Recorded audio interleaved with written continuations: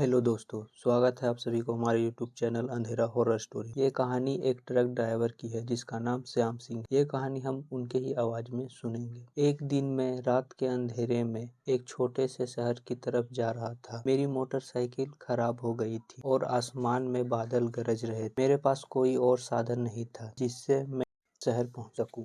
लेकिन तभी मैंने देखा कि एक पुरानी बड़ी ट्रक धीमी गति से मेरी ओर चल के आ रही थी। मेरे पास कोई और रास्ता नहीं था। फिर मैंने हाथ देकर ट्रक को रोका। वह ट्रक रुक गई। ट्रक को ही देखकर अजीब सी ठंडक मेरे शरीर में दौड़ने लगी। वह ट्रक का रंग उखड़ा हुआ और उसका लाइट हल्की हल्की जल रही थी। वह बहुत पुराना ट्रक था। ड्राइवर ने खिड़की से सिर बाहर निकाला। वह बूढ़ा और थका हुआ आदमी था। उसकी आंखों में एक अजीब सी चमक दिख रही थी। उसने बिना कुछ कहे दरवाजा खोला और मुझे इशारों से बैठने के लिए संकेत दिया। थोड़ा सा हिचकिचाते हुए मैं ट्रक में चढ़ने का फैसला किया। जैसे ही मैं ट्रक के अंदर बैठा, एक अजीब सा एहसास हुआ, मानो ट्रक में कोई और भी हो। मैंने पीछे मुड़कर देखा, पर ट्रक की पिछली सीट पर कोई नहीं बैठा था। वह पूरा खाली था। ड्राइवर ने धीरे धीरे ट्रक चलाना शुरू किया।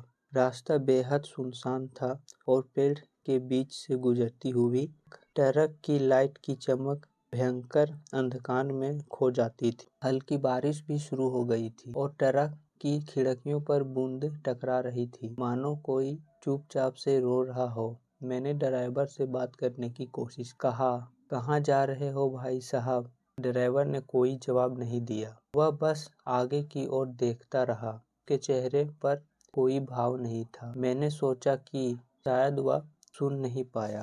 मैंने फिर पूछा, लेकिन उसने फिर से कोई जवाब नहीं दिया। अब मेरी धड़कनें और तेज हो गई। मैंने महसूस किया कि ट्रक की माहौल बदलने लगी है। भीतर की ठंड सहन नहीं हो पा रही है। मेरे हाथ पैर ठंड के मारे जमने लगे थे। कुछ समय बाद मैंने देखा कि ट्रक एक बहुत ही अजीब रास्ते पर जा रहा था। यह रास्ता बिल्कुल अनजान लग रहा था। सड़क पर किसी भी दिशा में और कोई वाहन नहीं थी। यहाँ तक कि सड़क के किनारे के पेड़ भी अब अजीब विचित्र लग रहे थे। उनकी डाढ़ियाँ मानो हमारी ओर झुकी हुई थी। अचानक ट्रक ने झटका खाया और ड्राइवर ने बिना कुछ कहे ट्रक को रोक दिया। उसने मुझे अजीब निगाहों से देखा और बाहर उतर गया। मैंने खिड़की से बाहर झांका।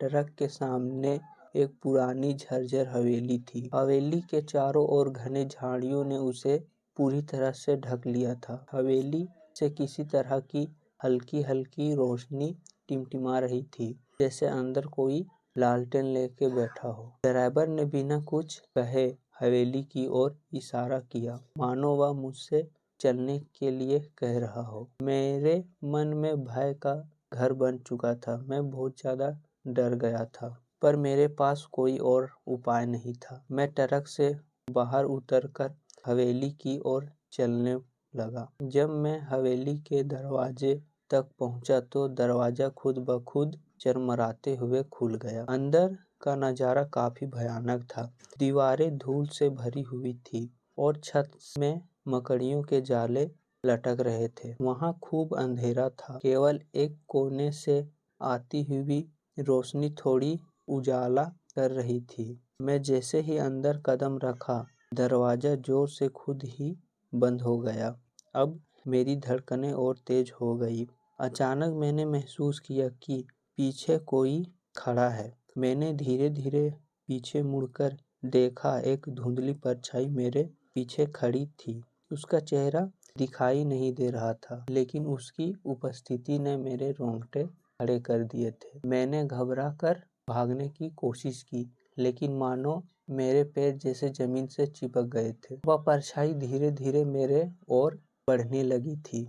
उसके हर बढ़ते कदम के साथ हवेली की दीवारें हिलने लगी थी, जैसे कोई भयानक तूफान आ गया हो। मेरी सांसें तेज हो गई और मैं चिल्लाने की कोशिश कर रहा था, लेकिन मेरी आवाज गले से बाहर ही नहीं आ रही। परछाई अब बिल्कुल मेरे पास आ गई थी। उसकी आंखें लाल अंगारे जैसी चमक रही थी और उसके हाथ बहुत लंबे लंबे और नुकीले भी थे। मैं पसीने से तरबतर हो गया था। मेरी हालत बहुत ही बुरी हो गई थी, लेकिन मैं हिल नहीं पा रहा था।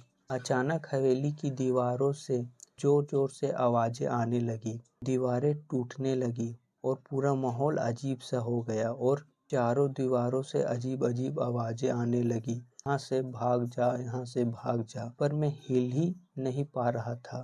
तभी वह परछाई पूरी तरह से मुझ पर छा गई और मैं एक जोर से चीख के साथ मेरी आंखें बंद हो गई। जब मैंने आंखें खोली तो मैं ट्रक के सीट पर बैठा हुआ था। ट्रक सड़क के किनारे खड़ा था और ड्राइवर भी गायब था। मैं पूरी तरह से अकेला था। मेरा दिल तेजी से धड़क रहा था। मैंने घड़ी देखा, सुबह के 4 बज रहे थे। सब कुछ शांत था, लेकिन हवेली का वो नज़ारा और परछाई मेरे दिमाग में अब भी ताजी थी। मैंने ट्रक से उतरकर जल्दी जल्दी शहर की ओर भागने लगा। जब मैं गांव पहुंचा तो लोगों ने बताया कि वह ट्रक कई साल पहले एक हादसे में नष्ट हो चुका था और उसका ड्राइवर भी उसी रास्ते पे मर चुका था। तब से वह ट्रक कभी कभी उस सड़क पे दिखाई देता है और लोग उसमें सवार होकर कभी वापस नहीं लौटे। मुझे यकीन हो गया था कि उस रात मैंने किसी भूतिया ट्रक में सफ़र किया था। उस दिन के बाद मैं उस रास्ते पे कभी नहीं गया, ना ही उस रास्ते से कभी आता जाता हूँ। कुछ आत्माएं हमारे पीछे पड़ जाती है और कुछ आत्माएं हमसे जुड़ी होती है और कुछ आत्माएं अच्छी भी होती है जो हमारी मदद करती है। ये कहानी यहीं पे समाप्त होती है। उम्मीद है आज की स्टोरी काफ़ी अच्छी लगी होगी। मिलते हैं फिर नेक्स्ट वीडियो में। जय हिंद, जय भारत।